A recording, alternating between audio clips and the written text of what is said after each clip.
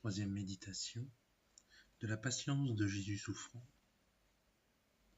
Il sera conduit comme une brebis à la boucherie, et il ne fera pas plus de bruit qu'un agneau devant celui qui lui ôte la laine, et il n'ouvrira pas la bouche. Isaïe 53, 7. De toutes les vertus que Jésus a pratiquées à sa passion, celle qui a éclaté davantage, c'est la patience. Aussi faut-il avouer qu'il n'y en avait point dont l'exemple nous fût si nécessaire.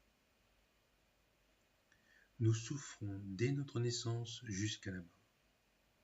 Tous les âges ont leurs maux, tous les états, tous les tempéraments. Nous souffrons des créatures les plus insensibles, de tous les hommes, supérieurs, inférieurs, égaux, de nos ennemis, de nos amis, de nous-mêmes.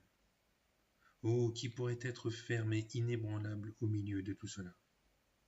Rien n'est plus capable de mettre dans cette belle disposition que l'exemple de Jésus-Christ. L'impatience se produit par la langue, par le changement de visage et par les mouvements du cœur. La patience modère les dérèglements de ces trois parties. Elle lie la langue par le silence, elle compose le visage par la tranquillité, elle calme le cœur par la douceur. Prenez Jésus en quelque endroit de la passion qu'il vous plaira, depuis qu'il est pris jusqu'au moment qu'il expire. Vous ne sauriez tomber à faux. C'est partout un agneau, une brebis, vous le trouvez partout muet, tranquille et plein de douceur. Jésus s'est trouvé à sa passion dans toutes les circonstances où il est le plus difficile de se taire. On lui fait des injustices si visibles, on dresse contre lui de si noires et si fausses accusations. On lui fait endurer des indignités si brutales et si inhumaines, que c'est un prodige qu'il puisse souffrir tout cela sans dire un seul mot. De plus, il souffre de si grande cruauté que la violence de la douleur aurait dû lui arracher quelques paroles. Mais non, il demeure sans réplique. On crie, 1000 témoins s'élèvent, on s'échauffe, on l'accuse sans preuve, sans raison, sans apparence même de raison. Les témoignages s'entre-détruisent. Mais Jésus se taisait. Matthieu 26, 63. Quant à moi, je n'ai pas résisté. Isaïe 50, 5. Il avait les plus beaux prétextes du monde. La gloire de son Père à procurer, sa doctrine à soutenir, le scandale à éviter. Il va perdre tout le fruit de ses travaux. Les prêtres lui commandent, Pilate le presse, Hérode l'interroge. Jésus se taisait. Il n'aurait pas péché, il aurait fait des réponses fort édifiantes, mais ce silence vaut mieux 1000 fois. Ô adorable silence, que vous êtes éloquent, que vous me donnez de belles leçons. Vous vous taisez, Seigneur, vous qui êtes la parole du Père, dans de si grands mots, dans un sujet si avantageux, dans une occasion si importante. Quel prétexte puis-je avoir à l'avenir de murmurer et de me plaindre? Mais comment s'en empêcher? Une âme qui veut imiter Jésus-Christ s'en défend avec sa grâce. En premier lieu, par l'humilité, elle croit qu'elle en mérite encore plus. En deuxième lieu, par le désir qu'elle a de souffrir, qui lui fait trouver ces mots si petits qu'elle n'oserait en parler. En troisième lieu, par respect à la volonté de Dieu. En quatrième lieu, par la crainte de perdre son trésor. Une croix secrète est quelque chose de bien précieux. Les âmes imparfaites croient que, pourvu qu'on ne s'en emporte point, on peut compter ces mots à toute la terre. Semblable en cela à un homme qui a trouvé une bourse pleine d'or et qui va semant cet or en son chemin. Si elle ne les publie pas, du moins il leur faut quelques amis, quelques confidents. Une âme sainte, au contraire, veut que tout se passe entre elle et son époux. Mais je parle de mes mots comme de ceux d'un autre. Au lieu d'en murmurer, j'en loue Dieu. Cela est bon, mais, outre que l'on s'expose à la vanité, qu'on est payé par les louanges, on se louange. Il me semble que c'est la fleur de la patience qui s'en va. Il n'y a plus de secret et, par conséquent, le plus doux, le plus précieux est perdu. Vous ne répandez pas le parfum, vous l'éventez. Voyez la suite des mots qui naissent de ces plaintes. Il arrive qu'on vous flatte si on en est touché, qu'on vous met en colère si l'on n'en fait pas cas. On cherche à être plaint, et on ne vous plaint point. On est importuné, on ne trouve point que vous ayez tant de raisons. Vous faites voir votre faiblesse plus que l'injustice d'autrui. Au lieu de leur attirer l'indignation de vos confidents, vous vous attirez leur mépris. On croit se soulager et, au contraire, la colère, le dépit s'augmente. En voulant persuader qu'on a eu grand tort, on se le persuade à soi-même. En voulant exagérer les maux, on se les grossit à soi-même. Nous en voyons tous les jours qui, ayant d'abord reçu des afflictions avec assez de patience, à force de les dire, se sont si fort échauffés, si fort animés eux-mêmes, qu'ils ont passé jusqu'aux plus grands excès. S'il faut se plaindre, plaignons-nous à Jésus crucifié. Mais en votre présence, mon Sauveur, de quoi aurais-je à me plaindre? Que sont mes maux en comparaison des vôtres que vous souffrez dans un si grand silence? De plus, Seigneur, je pourrais persuader à quelqu'un d'autre qu'il y a de l'injustice. Mais à vous, cela ne se peut. Vous connaissez mes crimes. Vous savez que j'en mérite 1000 fois davantage. Comme c'est vous-même qui êtes l'auteur de ces maux, ce sera vous faire reproche. Que lui dirai-je? De quoi lui parlerai-je? C'est lui qui agit. Isaïe 38,15. Je viendrai toutefois pour comparer mes maux aux vôtres, ma patience à la vôtre. Je viendrai pour me plaindre à vous, non pas de mes maux ni de mes ennemis, mais de moi-même et de mon impatience. Je viendrai y prendre des forces et m'encourager au silence et à souffrir comme vous avez souffert. Après avoir considéré le silence de Jésus-Christ, je vous prie de jeter les yeux sur son front et sur son visage. On se fait quelquefois violence pour ne pas produire les sentiments de son cœur. Mais qu'il est malaisé quand on nous maltraite de n'en être pas même ému. Et quand on a le cœur ému, son trouble passe incontinent dans les yeux et sur le visage. On lit sur le front ou la vengeance que le cœur respire, ou la colère qu'il a conçue, ou du moins la tristesse qui l'abat. Or, considérez, je vous prie, si vous découvrirez sur le visage de notre Sauveur quelques signes de ses mouvements. Si cela avait paru, ça aurait été sans doute quand on le saisit, lui qui ne résistait point. Quand on lui donna un soufflet, il n'avait rien dit de mal. Voilà 29 coups de fouet. C'est autant que la loi en ordonnait, il ne les a pas mérités. Sa patience ne s'échappe pas, cependant. Mais pourquoi y en ajouter un seul? Pourquoi doubler le nombre sans ordre? Quelle malignité! Cela ne s'est jamais fait à personne, cela ne se peut supporter. Jésus a la patience de s'en laisser donner jusqu'à 5000. Quand il prend sa croix, les forces lui manquent. On le voit bien, il plie, on le presse, on le relève à coups de pied. Quoi, mon divin maître, n'êtes-vous point surpris? Quoi, pas le moindre mouvement d'indignation? Nul changement, nulle altération sur ce visage. Mais remarquez que ce n'est pas un air riant ni triomphant. C'est un air humble et modeste. Que cela est beau, que cela est divin. Oh, qu'il y a de plaisir de vous considérer en cet état. Oh, que j'aime bien mieux voir cela que de voir marcher des boiteux et des morts sortir du sépulcre. Anges du ciel, descendez pour être témoins de la patience de Jésus.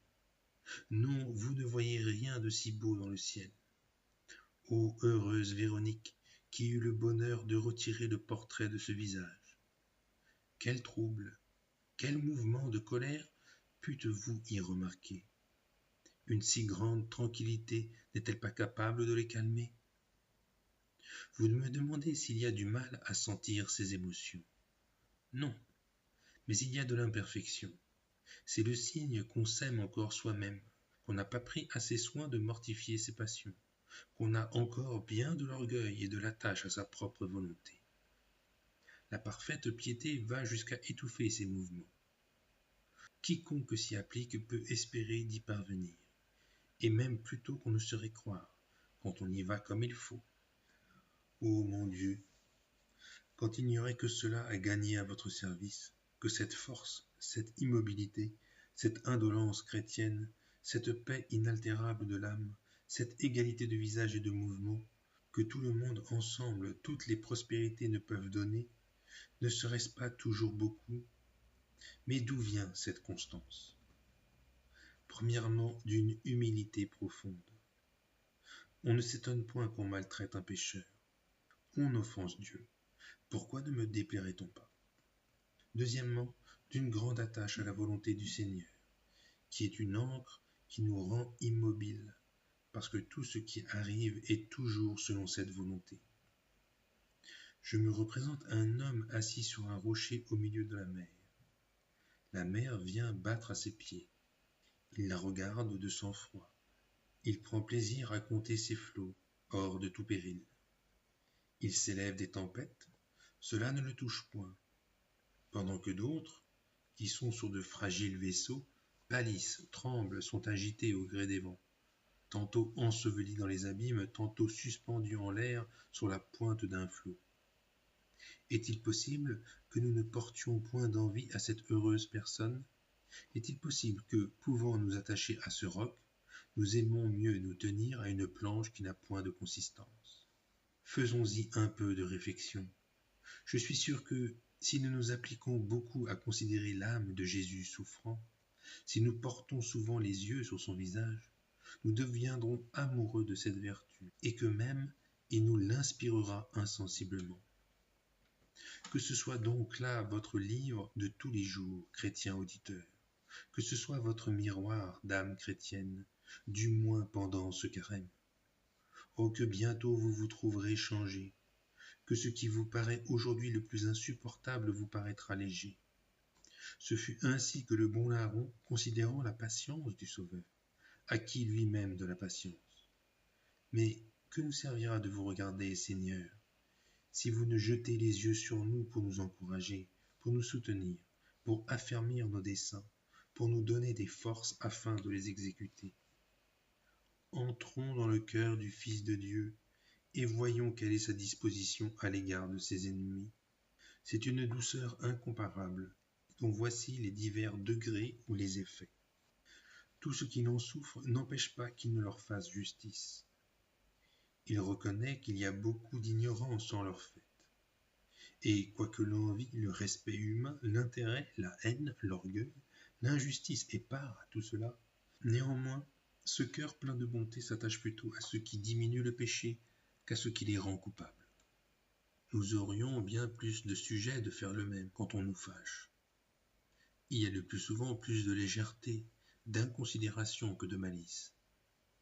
Dans la personne qui nous offense, c'est un effet de son naturel brusque et colère. Elle était en mauvaise humeur. Elle a eu dit cela plutôt qu'elle n'y a pensé. Nous faisons ordinairement tout le contraire. Nous exagérons les choses, comme si c'était des crimes, comme si c'était de grandes injustices, et souvent, il n'y a pas un péché véniel. Nous nous réjouissons des maux de ceux que nous regardons comme nos persécuteurs, nous nous affligeons de leur prospérité. Oh, que cela est faible, qu'on a sujet de s'humilier quand on sent ces mouvements. Que cela est bas, que cela ressemble à la bête. Mon Dieu, dis-je en moi-même, si vous nous jugiez de la sorte, nous serions tous perdus. Si cette personne qui se plaint avait fait la même chose, elle trouverait que ce n'est rien. On peut, si on le veut, donner 100 bons biais à cela, et on aime mieux le prendre en mauvaise part. Non seulement Jésus fait justice à ses bourreaux, mais il est touché d'une véritable compassion. Il déplore leur aveuglement et les maux qu'ils s'attirent. Il dit dans son cœur, « Ah, si tu avais compris toi aussi le message de paix. » Luc 19, 42. Il trouve que tous ces mots ne sont rien en comparaison. Ne pleurez pas sur moi. Luc 23, verset 28. Voilà le sentiment que nous devrions avoir pour ceux qui nous offensent. Quel mal me font-ils si je suis patient? Quel bien ne me font-ils pas, au contraire? Mais quel mal ne se font-ils pas à eux pour le présent et pour l'avenir? Il est touché d'amour à leur égard. Il ressent pour eux une compassion effective. Il prie, il souffre pour eux et il souffre avec tendresse. Il souhaite de les sauver et il le fait, car sa prière n'est point inutile. Ceux qui se convertirent à la prédication de saint Pierre étaient ceux-là même. Vous l'avez fait mourir en le clouant à la croix par la main des impies. Acte 2, verset 23. Vous avez renié le saint et le juste. Vous avez réclamé la grâce d'un assassin, tandis que vous faisiez mourir le prince de la vie. Acte 3, versets 14 et 15. Que nous serions heureux si nous pouvions sauver nos ennemis par nos prières. Quelle joie, quel triomphe dans le ciel, quelle serait leur reconnaissance. Elle sera grande en ceux qui auront été sauvés par leurs amis, mais quel comble pour ceux qui devront leur salut à ceux qu'ils ont persécutés. Apprenez de moi non pas à fabriquer un monde ou des choses visibles, saint Augustin, mais quelque chose de plus divin. Pour apprendre cette leçon, que le cœur de Jésus-Christ soit notre école. Faisons-y notre séjour durant ce carême. Étudions-en les mouvements et tâchons d'y conformer le nôtre. Oui, divin Jésus, je veux m'y loger, verser tout mon fiel dans ce cœur. Il l'aura bientôt consumé. Je ne crains pas que l'impatience vienne m'attaquer dans cette retraite. Là, je m'exercerai au silence, à la résignation à votre divine volonté, à une constance invincible. Je m'en vais faire tous les jours des prières pour vous remercier de mes croix et pour vous demander pardon pour ceux qui me persécutent. Je m'en vais travailler tout de bon à acquérir cette patience. Je sais que ce n'est pas l'ouvrage d'un jour, mais il suffit que je sache qu'on y peut parvenir à force de travail. Je vous demande vos prières ô doux Jésus. Vous les avez offertes pour vos ennemis, ne me les refusez pas, à moi qui souhaite vous aimer, d'aimer même la croix et mes ennemis pour l'amour de vous. Amen.